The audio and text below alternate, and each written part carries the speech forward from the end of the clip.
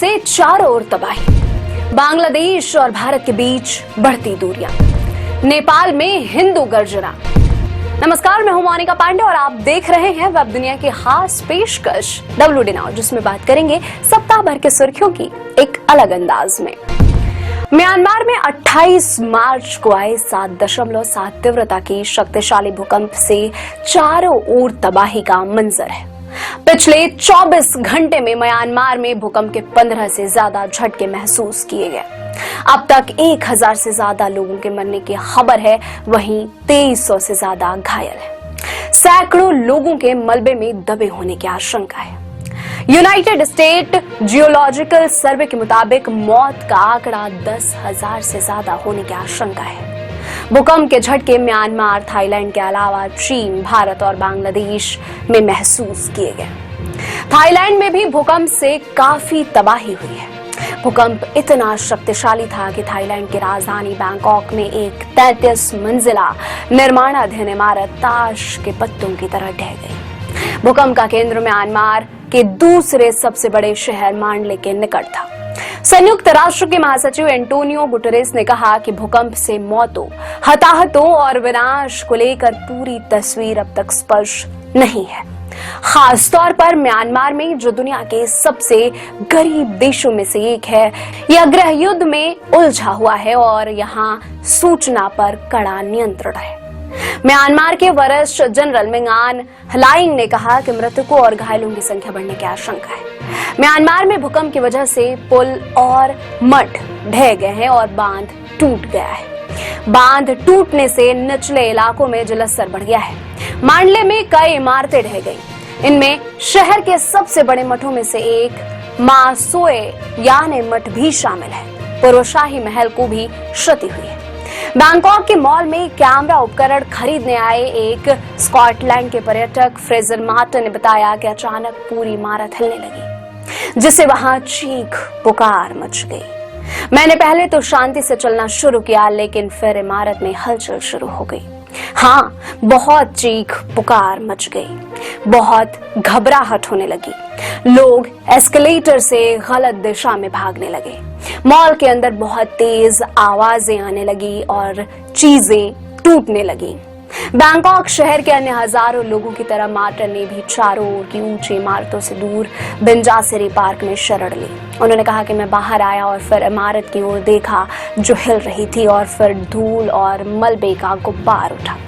यह बहुत तेजी से हुआ। थाईलैंड स्थित भारतीय दूतावास ने कहा कि किसी भी आपात स्थिति में थाईलैंड में भारतीय नागरिकों को आपातकालीन नंबर +66618819 पर संपर्क करने की सलाह दी गई है। इस बीच सूर्यग्रहण की खगोलीय घटना को भूकंप से जोड़कर देखा जा रहा है। ऐसा माना जा रहा है कि जब भी सूर्यग्रहण और चंद्र ग्रहण जैसी खगोलीय घटनाएं होती हैं, तब दुनिया में प्राकृतिक आपदाएं भी आती हैं। म्यांमार में भी भूकंप सूर्यग्रहण से एक दिन पहले आया है।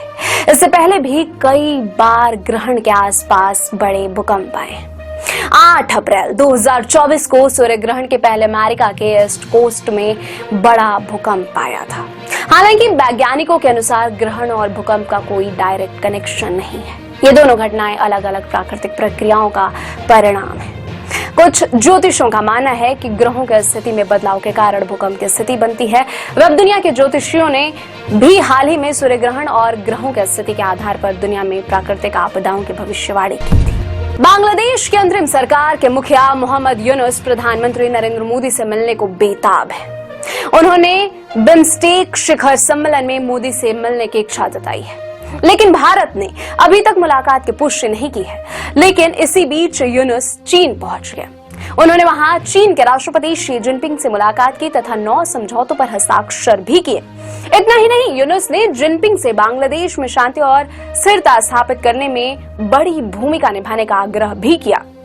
डेली स्टार की खबर के अनुसार जापान, विश्व बैंक और एशियाई विकास बैंक के बाद चीन बांग्लादेश का चौथा सबसे बड़ा ऋणदाता है, जिसने उसे 1975 से अब तक कुल 7.5 अरब अमेरिकी डॉलर का ऋण दिया है। भारत के लिए चिंता की बात यह हो सकती है कि यदि चीन बांग्लादेश में बड़ी भूमिका निभाने में सफल रहता है तो वह भारत के लिए मुश्किलें पैदा करने में पीछे नहीं रहेगा। इस बीच यूनुस को पीएम मोदी द्वारा लिखा गया खत भी चर्चा में है। उन्होंने लिखा कि बांग्लादेश के मुक्ति संग्राम की भावना हमारे संबंधों के लिए मार्गदर्शक बनी हुई है। उन्होंने 1971 के मुक्ति संग्राम का जिक्र करते हुए बांग्लादेश को नए राष्ट्र के निर्माण में भारत की भूमिका के बारे में याद दिलाया। यह भी कहा कि भारत और बांग्लादेश के बलिदान का साझा इतिहास रहा है। सवाल यह भी उठता है कि बांग्लादेश की सरकार मोदी के पत्र कितनी गंभीरता से लेगी, क्योंकि शेख हसीना के तख्तापलट के बाद बांग्लादेश के अंतरिम सरकार में शामिल लोगों ने मुक्ति संग्राम में भारत की भूमिका को ही नाकार दिया था।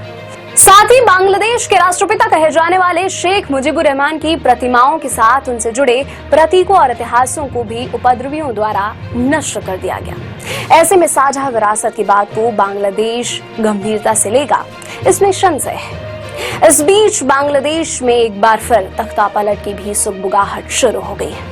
शेख हसीना के पद से हटने के बाद जिस तरह से वहां हालात खराब हुए हैं, यह बात वहां के आम जनता को समझ में आने लगी है। वहां कट्टरपंथी लोग फिर से हावी होने लगे हैं। हसीना के विरोधियों का भी आरोप है कि सेना एक बार फिर उनकी वापसी में मदद कर सकती है। विरोधियों का आरोप है कि हसीना की आवामी लीग नए नाम से चुनाव में उतर सकती है।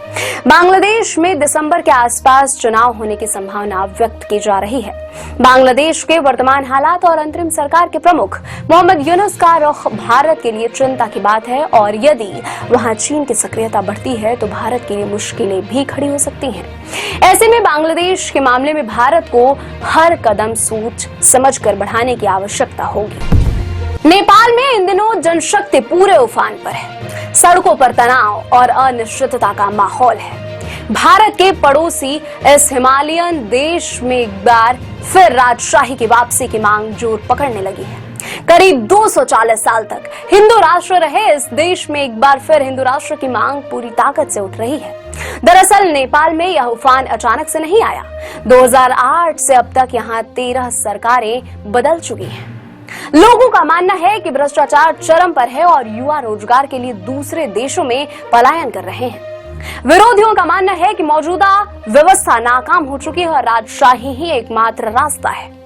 कुछ समय पहले पूर्व राजा ज्ञानेंद्र शाह के समर्थन में बड़ी संख्या में लोग काठमांडू पहुंचे थे। उस समय शाह के समर्थकों ने राजा लाओ, देश बचाओ, राजमहल खाली करो और हिंदू राष्ट्र चाहिए के नारे भी लगाए। लेकिन इस बार कहानी में नया मोड़ तब आया जब कुछ लोगों ने आरोप लगाए कि ज्ञानेंद्र भारतीय धार्मिक कट्टरपंथियों के साथ मिलकर साजिश रच रहे हैं। प्रदर्शन के दौरान ज्ञानेंद्र के साथ यूपी के मुख्यमंत्री योगी आदित्यनाथ के पोस्टर भी लहराए गए।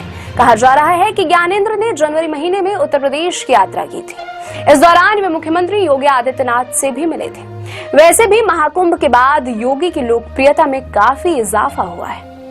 शुक्रवार यानी 28 मार्च को नेपाल में चल रहे प्रदर्शन ने हिंसक रूप ले लिया। इस प्रदर्शन के समय राजशाही समर्थक और सरकार समर्थकों में टकराव हो गया। दोनों ही पक्ष एक दूसरे के खिलाफ नारेबाजी कर रहे थे। इस दौरान 2 व्यक्तियों की मौत हो गई। इनमें एक पत्रकार भी शामिल है। दर्जन भर से ज्यादा लोग घायल भी हुए हैं। प्रदर्शनों के चलते नेपाल के काठमांडू हवाई अड्डे को अस्थायी तौर पर बंद कर दिया गया है। नेपाल में लंबे समय तक चले माओवादी आंदोलन के बाद वामपंथी दल की सत्ता आई थी। इसके बाद साल 2006 में राजा ज्ञानेंद्र का शासन खत्म कर दिया गया था।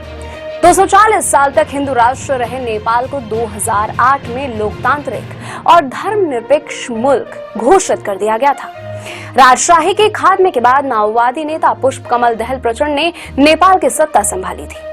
वर्तमान में केपी शर्मा ओली नेपाल के प्रधानमंत्री हैं। इस बीच सीपीएन माओवादी सेंटर के प्रमुख पुष्पकमल दहल प्रचंड ने राजशाही समर्थक ताकतों को नेपाली जनता और राजनीतिक दलों के उदारवादी रुख को उनकी कमजोरी नहीं समझना चाहिए।